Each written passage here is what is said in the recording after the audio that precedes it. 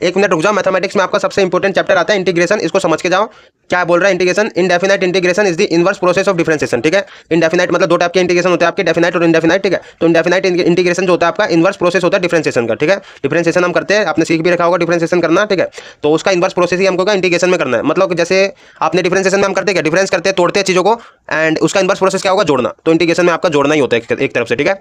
तो बेसिकली हम जब इनवर्स प्रोसेस करते हैं तो इसको हम इंटीग्रेशन को हम एंटी डेरिवेटिव भी बोलते हैं, ठीक है। एंड डिनोट किससे करते हैं इंटीग्रेशन को, ये जो आपको दिख रहा है बड़ा सा एस, ठीक है, ये ऐसे बनता है, तो ये आप इससे डिनोट करते हो इंटीग्रेशन को, ठीक है। जैसे हम डेरिवेटिव में क्या dy बाई dx लिखते हैं, sin x का करना है तो dy by dx, sin x का करेंगे तो इसका cos x हो जाता है, ठीक है। उसी तरह से हम इंटीग्रेशन का साइन लगाएंगे, जैसे हमने डेरिवेटिव में dy बाई dx लिखा, इंटीग्रेशन में हम इंटीग्रेशन का साइन लगाएंगे, cos x का करेंगे इंटीग्रेशन, तो cos x dx, ठीक है। यहाँ पे देखो तोड़ने का काम कैसे करता है, dx हमने डिवाइड में लिखा, ठीक है, तो यहाँ पे डेरिवेटिव करेंगे तो डिवाइड में हो रहा है, ठीक है। ऐसे ही आपका इंटीग्रेशन करते हैं तो हम क्या dx को मल्टीप्लाई में लिखते हैं, क्योंकि ये जोड़ने का काम करता है, ठीक है।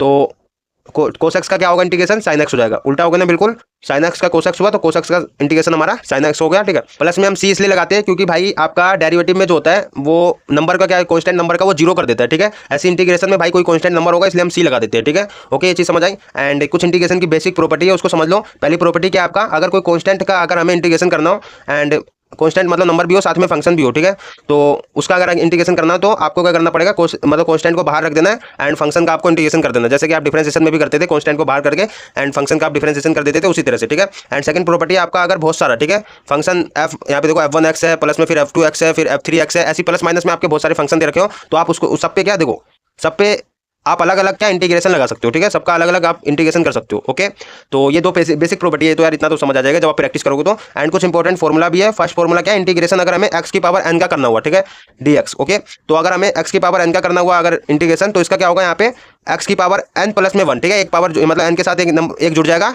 अपॉन में, ठीक है, अपॉन में n प्लस 1 आपका नीचे भी आ जाएगा। ओके, एंड प्लस में तो c लगाएंगे इंडेफिनाइट इंटीग्रेशन में आप याद रखना हमेशा c लगाना है प्लस में, ठीक है। एंड दूसरा आपका फॉर्मूला क्या है आपका इंटीग्रेशन का, अगर 1 अपॉन में x हो, ठीक है, उसका इंटीग्रेशन करना हो तो आपका log x होगा। क्यों? क्योंकि हम log x का डेरिवेटिव करते हैं तो 1 अपॉन x होता है, तो उसका उल्टा क्या आपका log x हो जाएगा। ओके, एंड ऐसे ही आपका अगर हम इंटीग्रेशन करना है हमें ex, ठीक है, ex का करना हो इंटीग्रेशन तो आपका ex का ex ही रहेगा, क्योंकि हमारे डिफरेंशिएशन में भी ex का ex ही होता है, ठीक है।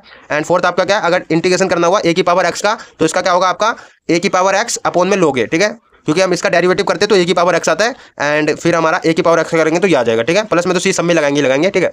तो ये कुछ इंपॉर्टेंट फॉर्मूला भी थे इसके। एंड इंटीग्रेशन भाई एक बार में तो नहीं आएगा, ठीक है, जो सच है वो बता रहा हूँ। इंटीग्रेशन एक बार में तुम सोचोगे कि भाई एक बार में सब कुछ सीख जाओ, नहीं, प्रैक्टिस से सीखोगे, बहुत सारे क्वेश्चन लगाने पड़ेंगे, सब कुछ प्रैक्टिस कर, एनसीईआरटी पूरी सोल्व करनी पड़ेगी भाई। अगर इंटीग्रेशन को समझना है तो एनसीईआरटी पूरी सोल्व कर लो, आपको पूरी इंटीग्रेशन समझ आ जाएगी, ठीक है। फिर जितना ज़्यादा प्रैक्टिस करोगे उतना ज़्यादा बेटर रहेगा, ठीक है।